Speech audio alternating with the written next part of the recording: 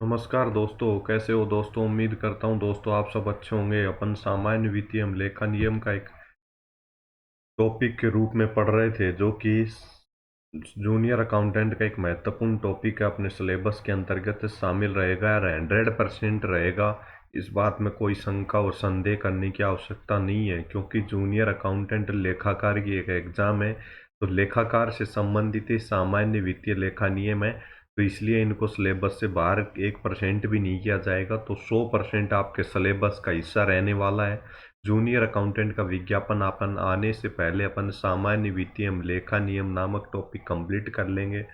दोस्तों, अपन जैसे ही अपना सामान्य वित्तीय लेखा नियम टॉपिक कंप्लीट होगा, उसके बाद अपन क्या करेंगे, अपन क्वेश्चन करेंगे पीछे की जूनियर अकाउंटेंट की एग्ज़ाम 2012 की, 2013 की, 2016 की और 2023 में जो होगी, तो उससे पहले तक की जितनी भी पूर्व एग्ज़ाम क्वेश्चन करेंगे अपन, और प्रैक्टिस के लिए अदर क्वेश्चन भी करेंगे सामान्य वित्तीय लेखा नियम के, ताकि आपको आपने तो दोस्तों, जो अब तक अपन पढ़ते आ रहे हैं ना सामान्य वित्तीय लेखा नियम, इनको दोस्तों आप साथ साथ नियमों को कंप्लीट करते हुए याद करते हुए चलें, ताकि बाद में अपन जब क्वेश्चन करें तो आप उन क्वेश्चनों के आंसर दे पाएँ। अपन लाइव क्लासेज के माध्यम से क्वेश्चनों का सॉल्यूशन करेंगे। तो दोस्तों, आप सभी क्लासों को करते हुए एक एक नियम को नोट कर लीजिए, स्क्रीनशॉट लेके रख लीजिए। क्लास के बाद में आप नोट करते हुए चलिए और एक एक नियम को याद करने की कोशिश कीजिए कि कौन सा नियम किसके संबंध में है।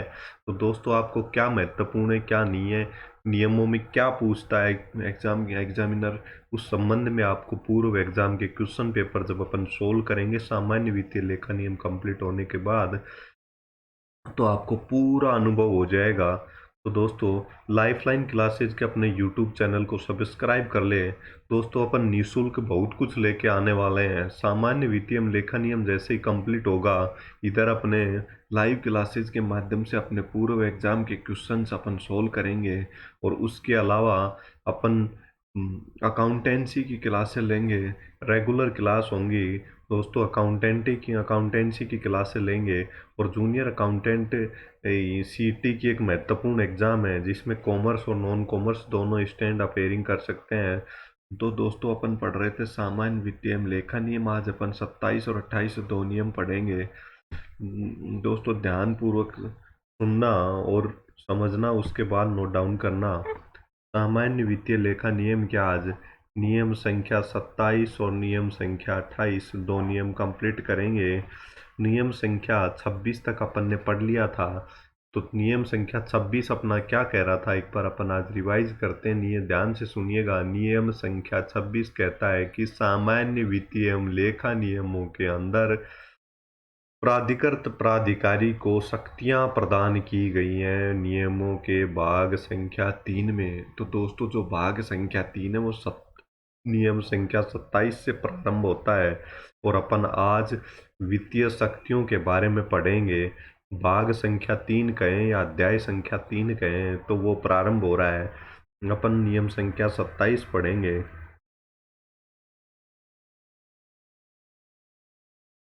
नियम संख्या 27 प्राप्ति।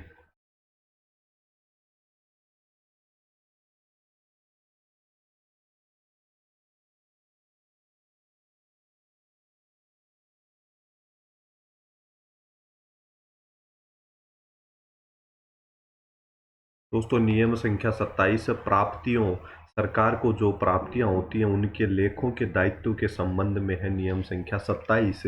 याद रखिएगा, नियम संख्या 27 क्या कहता है, सबसे पहले अपन ध्यान रखेंगे। तब दोस्तों, सरकार को क्या होगी, प्राप्ति होगी। प्राप्ति किसकी होगी दोस्तों, प्राप्ति होगी सरकार को, राशि प्राप्त होगी कहीं से भी, तो उसका निर्धारण है, संग्रहण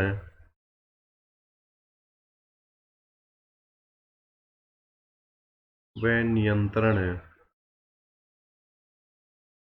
नियंत्रण है, कौन करेगा, कौन करेगा, प्राधिकृत प्राधिकारी।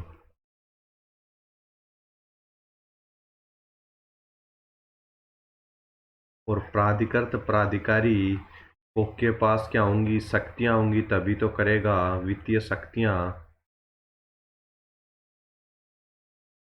तभी करेगा। तो अपन ने एक पॉइंट देखा, अब दूसरा पॉइंट क्या कहता है, प्राधिकृत प्राधिकारी क्या करेगा, जो भी उसको राशि प्राप्त होगी उन प्राप्तियों का मासिक विवरण तैयार करके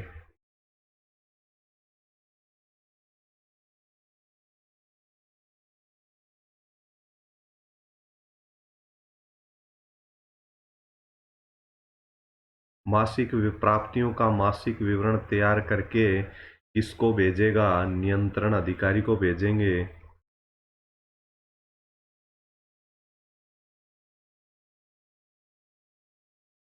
जो मासिक विवरण तैयार किया जाएगा इसका वर्णन कौन से प्राप्त रूप में, जीए 13 में किया गया है। दोस्तों जीए 13 में प्राप्तियों के संबंध में विवरण भेजने का वर्णन, मासिक विवरण भेजने का वर्णन का प्रारूप दे रखा है। जैसे दोस्तों अपन कोई जाते हैं, फॉर्म संख्या दी हुई होती है, अपन जब भी कोई फॉर्म भरते हैं तो उस पर फॉर्म संख्या दी हुई होती है। अपन बैंक में पैसे जमा कराने जाते हैं तो दोस्तों जमा कराने का एक फॉर्मेट निर्धारित होता है, उसको भर के जमा कराते हैं राशि, तभी राशि जमा होती है जी। इसी प्रकार बैंक से पैसे निकलवाने के लिए एक फॉर्मेट निर्धारित होता है, उसको भर के देते हैं, तभी अपने पैसे निकलते हैं। इसी प्रकार से दोस्तों जब अपन किसी के एग्जाम के लिए फॉर्म भरते हैं तो उसका भी एक निर्धारित फॉर्मेट होता है। इसी प्रकार से मासिक विवरण तैयार करके जो नियंत्रण अधिकारी को भेजा जाएगा, उस फॉर्मेट को जीए 13 में दे रखा है। और जीए 13 किससे संबंधित है पूछे तो मासिक विवरण तैयार करने से संबंधित है, फॉर्मेट है ये एक तरह से। तो नियंत्रण अधिकारी को भेजेगा, नियंत्रण अधिकारी क्या करेगा, महालेखाकार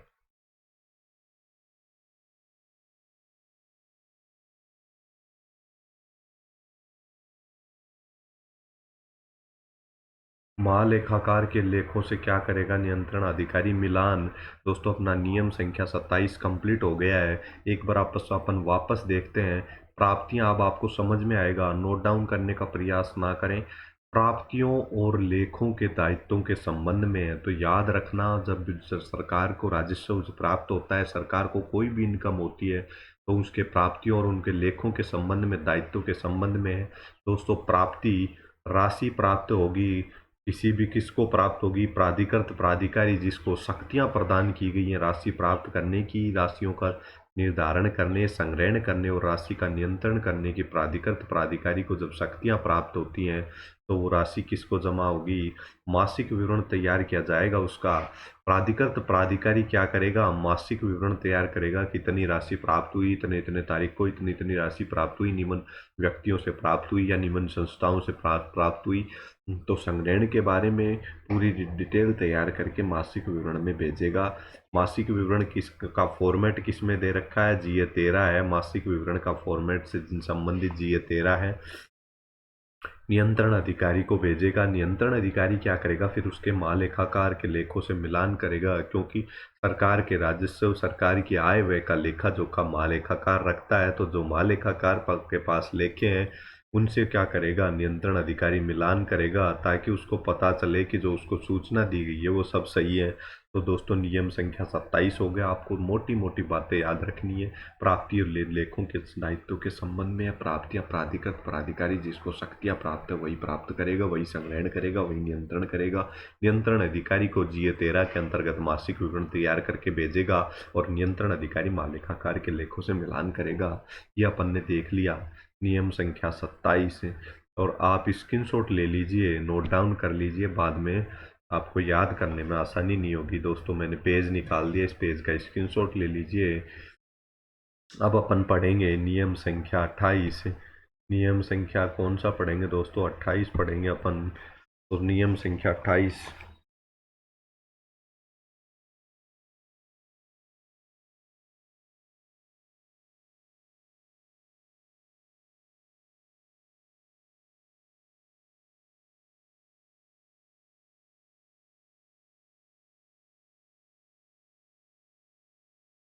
लेखों के सारांश के संबंध में नियम संख्या 28 है। अब दोस्तों नियम संख्या 28 क्या कहता है, महालेखाकार क्या करेगा।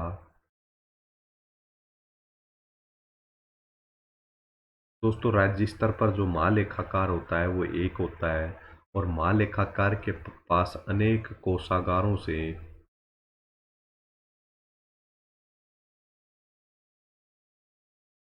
प्राप्तियों के क्या प्राप्त होते हैं, विवरण प्राप्त होते हैं।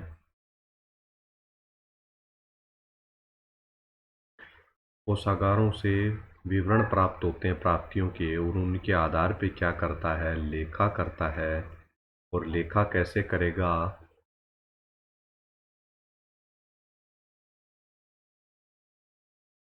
उद्धरण के आधार पर प्राप्त करेगा। इस सबस्ट्रैक्ट एक्सट्रैक्ट ट्रैक्ट के आधार पर, यानी कि शीर्षवार वार लेखा तैयार करेगा महालेखा अधिकारी। क्या करेगा, सीधे शब्दों में याद रखिए, लेखों के सारांश कोषागारों से। दोस्तों कोषागार होते हैं महालेखाकार के अधीन होते हैं, तो कोषागारों से प्राप्ति विवरण प्राप्त होंगे, जो उन्होंने एक महीने के अंतर्गत जो जो राशि प्राप्त हुई उनका पूरा लेखा जोखा प्राप्त होगा महालेखाकार को। उनके आधार पर महालेखाकार क्या करेगा, अपने लेखे करेगा। और जब लेखे कंप्लीट कर लेगा तो इसकी सूचना किसको देगा, नियंत्रण अधिकारी को।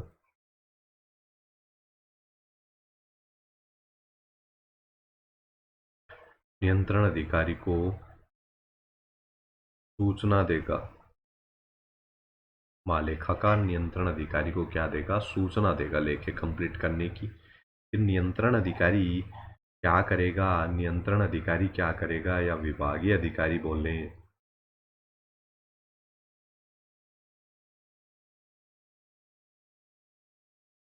महालेखाकार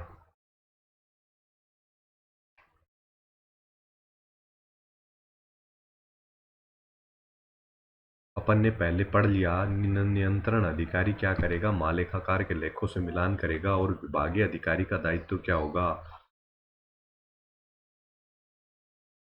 प्राप्तियों का, जो भी पैसे प्राप्त हुए हैं उनका मिलान किससे करेगा, प्राप्तियों का मिलान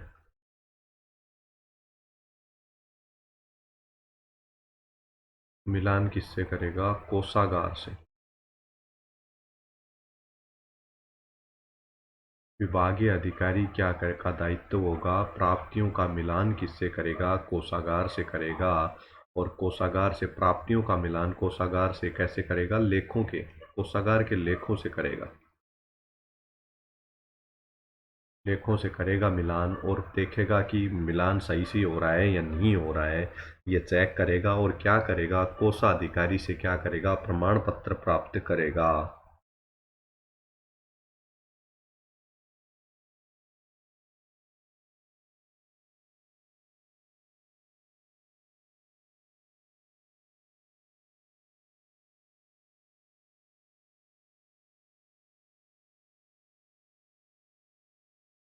कोषाधिकारी से क्या करेगा, प्रमाण पत्र प्राप्त करेगा। तो दोस्तों अब तक अपन ने नियम संख्या 28 में क्या देखा, लेखों के सारांश के संबंध में। सबसे पहले तो क्या करेगा, महालेखाकार को प्रत्येक माह में जो कोषागारों से लेखे जोखे जो उनके पास पैसे आए, उनके संबंध में लेखे जोखे जो उन्होंने महालेखाकार के पास भेजे हैं, उनका लेखा जोखा करेगा। शीर्षक वार लेखा जोखा करेगा, उद्धरण कह दें या सब्सट्रैक्ट कह दें, एक ही बात है। लेखा जोखा करके नियंत्रण अधिकारी को सूचना देगा कि भाई लेखे जोखे तैयार हो चुके हैं। तो जो नियंत्रण अधिकारी अपन ने नियम संख्या 27 में देखा था, उससे क्या कर लेगा, मिलान कर लेगा महालेखाकार के लेखों से। अब दूसरी बात आई, विभागीय अधिकारी का क्या दायित्व होगा, प्राप्तियों का मिलान किससे करेगा, कोषागार के से लेखों से करेगा। कोषागार के लेखों से कौन मिलान करेगा, विभागीय अधिकारी करेगा। कोषाधिकारी से फिर मिलान करके अगर सही है, मिलान सही हो गया तो प्रमाण पत्र भी प्राप्त करेगा। अब अपन नियम संख्या जो देख रहे हैं 28, इसको आगे बढ़ाते हुए देखते हैं दोस्तों। प्राप्तियों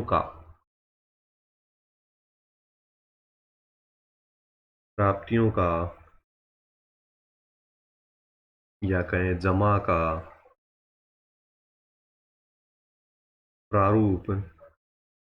दोस्तों जब पैसे जमा कराएंगे या जो भी व्यक्ति कोषागार में राशि जमा कराएगा, तो उसको एक फॉर्मेट भरेगा। फॉर्मेट GS 57 में दे रखा है, जिसको क्या कहते हैं, चालान कहते हैं। दोस्तों सामान्य वित्तीय लेखा नियमों में क्वेश्चन सीधे सीधे उठा के पूछता है कि GA 57 किससे संबंधित है। तो प्राप्तियों व जमाओं का प्रारूप दे रखा है, इसमें चालान पैसे जमा कराने से संबंधित है, तो इसको चालान कहते हैं अपन। अब राजस्व प्राप्तियों का वर्गीकरण।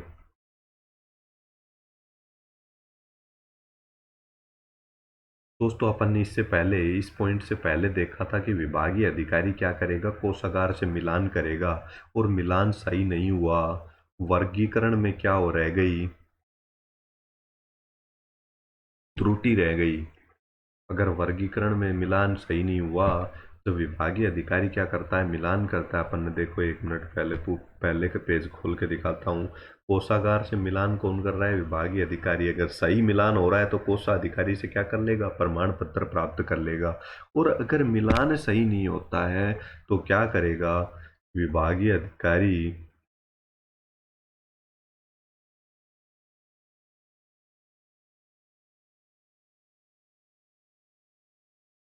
मिलान सही नहीं होता है तो विभागीय अधिकारी क्या करेगा, अ, वर्गीकरण।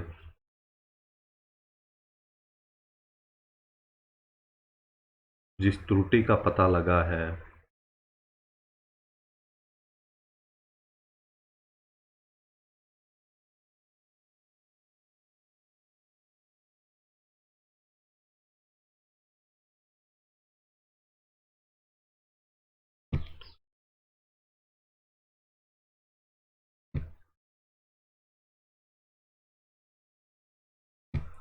वर्गीकरण की जिस त्रुटि का पता लगा है,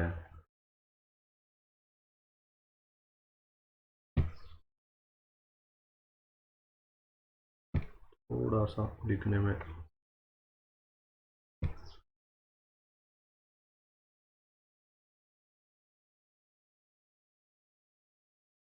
जिस त्रुटि का पता लगा है, तो उस त्रुटि के विभागीय अधिकारी को जब मिलान करता है वो कोषागार के लेखों से, वर्गीकरण की जिस त्रुटि का पता लगता है, तो दोस्तों GA 15 में क्या करेगा, सही वर्गीकरण करेगा।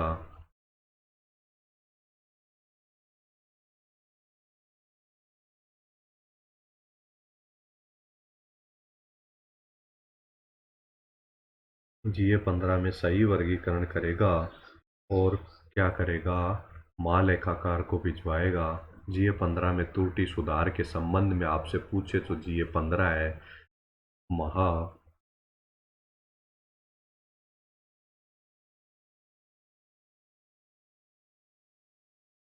महालेखाकार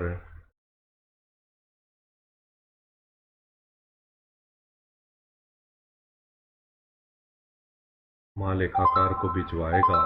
तो दोस्तों अपन ने नियम संख्या 15 देख लिया, नियम संख्या 14 देख लिया। अब अपन दोस्तों सॉरी GA 15 देख लिया अपन ने, GA 13 देखा, GA 57 चालान है, पैसे जमा किसके, कौन सा फॉर्मेट भर के जमा कराए जाएंगे इसके संबंध में पूछे GA 57। ये पूछे त्रुटियों का सुधार विभागीय अधिकारी करके किस फॉर्मेट में भेजेगा, तो GA 15 में भेजेगा। और तीसरा पॉइंट क्या था, GA 13 किससे संबंधित था, अपन ने GA 13 भी पढ़ा था अभी। तो GA 13 अपना किससे संबंधित, मासिक विवरण से संबंधित GA 13 था। अब दोस्तों दोनों पेज का एक बार वापस से खोल देता हूँ मैं, आप दोनों पेज का स्क्रीनशॉट ले लें और बाद में नोट डाउन कर लें। दोस्तों ये पहला पेज हो गया, स्क्रीनशॉट ले लें। और दोस्तों अपना ये दूसरा पेज हो गया, इसका भी स्क्रीनशॉट ले लें। ये तीसरा पेज हो गया, इन तीनों पेज का आप स्क्रीनशॉट ले लें। दोस्तों उम्मीद करता हूँ मैंने जो इस क्लास में समझाया वो समझ में आ गया होगा। अगर आपको समझ में नहीं आया तो पहले दोस्तों स्क्रीनशॉट ले लीजिए, फिर आप नोट डाउन कर लेना, और नोट डाउन करके आप इसको ध्यान से पढ़ना, और पढ़ने के बाद आप क्लास देखना तो आपको समझ में आ जाएगा। दोस्तों अब आप दोस्तों सबका दायित्व बनता है लाइफलाइन क्लासेस को आप सब्सक्राइब कर लें। दोस्तों जैसे ही अपने सामान्य वित्तीय लेखा नियम कंप्लीट होंगे तो उसके बाद अपन क्वेश्चन लेके आएंगे, और अकाउंटिंग की बारे में भी अपन पढ़ेंगे। 25 क्वेश्चन के लगभग पहले के जूनियर अकाउंटेंट के सिलेबस में अकाउंटिंग के थे। तो दोस्तों जूनियर अकाउंटेंट के संबंध में है तो रेशियो कम या अधिक हो सकता है, लेकिन जो अकाउंटिंग भी शामिल रहेगी। तो अपन लाइफलाइन क्लासेस को दोस्तों सब्सक्राइब कर ले दोस्तों, शेयर कीजिएगा दोस्तों, और कमेंट करके ज़रूर बताएं ताकि मेरा आपसे जुड़ाव बना रहे कमेंट के माध्यम से कि आपको क्लासें कैसी लग रही हैं। धन्यवाद दोस्तों, अब अपने नेक्स्ट क्लास में देखेंगे। धन्यवाद दोस्तों।